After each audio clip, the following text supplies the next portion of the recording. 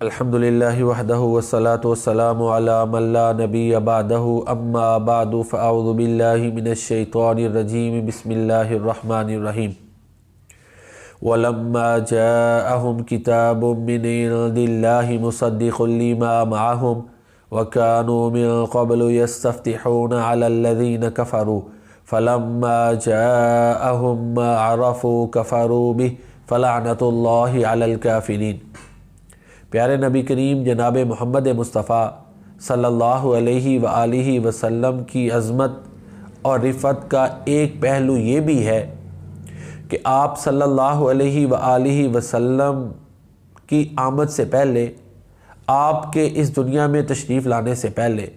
کتب سماویہ میں آپ صلی اللہ علیہ وسلم کی آنے کی بشارتیں بیان ہوئی ہیں۔ تورات اور انجیل اور اس کے علاوہ دوسری کتابوں اور صحیفوں میں پیارے نبی کریم صلی اللہ علیہ وآلہ وسلم کی نشانیاں، حتیٰ کہ آپ کے صحابہ کرام کی نشانیاں، وہ بھی ان کتب میں بیان ہوئی ہیں، اور یہ بھی ہمارے پیارے نبی کریم جناب محمد مصطفیٰ صلی اللہ علیہ وآلہ وسلم کی عظمت اور رفعت اور علو شان کی دلیل ہے۔ سورہ بقرہ کی ایک آیت مبارکہ نمبر 89 آپ کے سامنے میں نے بھی تلاوت کی ہے، اس میں اسی مضمون کو بیان کیا گیا ہے۔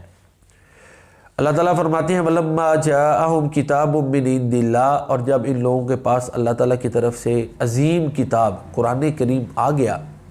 مُصَدِّقٌ لِمَا مَعَهُمْ، جو ان تعلیمات کی تصدیق کرتا ہے جو ان کے پاس یعنی یہود و نصارہ کے پاس تھیں اور ہیں۔ وَكَانُوا مِن قَبْلُ يَسْتَفْتِحُونَ عَلَى الَّذِينَ كَفَرُوا، اس سے پہلے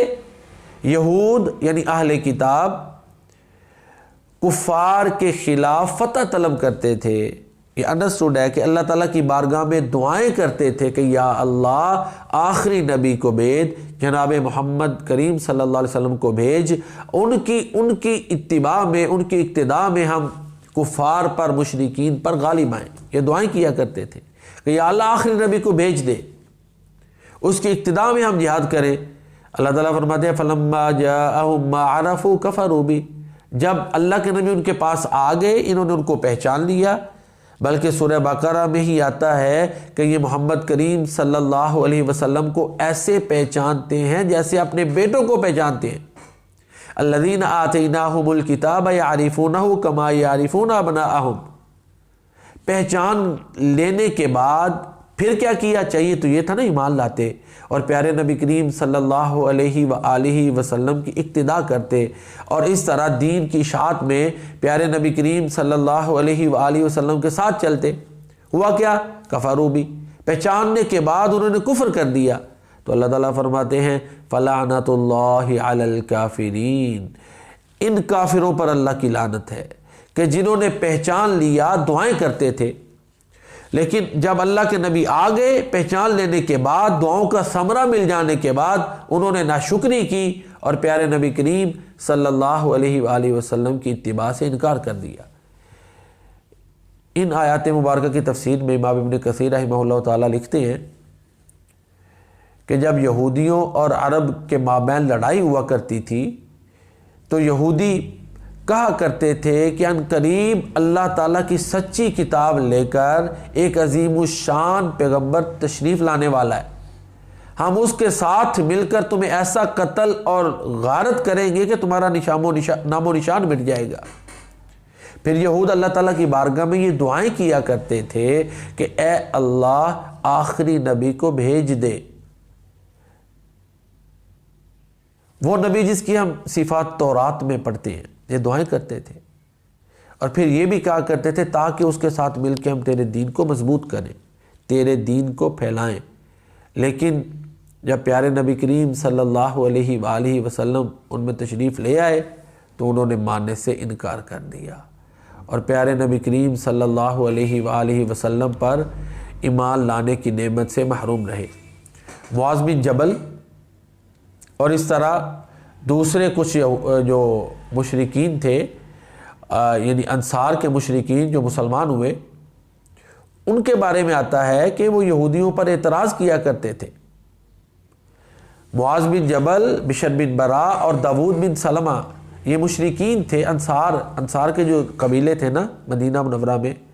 ذرا یہ بات وضاحت سے سن لیں کہ مدینہ منورہ میں 2 قبیلے انصار کے تھے، اوس اور خزرج، یہ مشرکین تھے، اور یہی انصار کہلائے، یہی پیارے نبی کریم صلی اللہ علیہ وسلم پر ایمان لائے اور مدینہ منورہ میں پیارے نبی کریم صلی اللہ علیہ وسلم کو تشریف لانے کی دعوت دی۔ ان کے مد مقابل یہودیوں کے تین قبیلے تھے،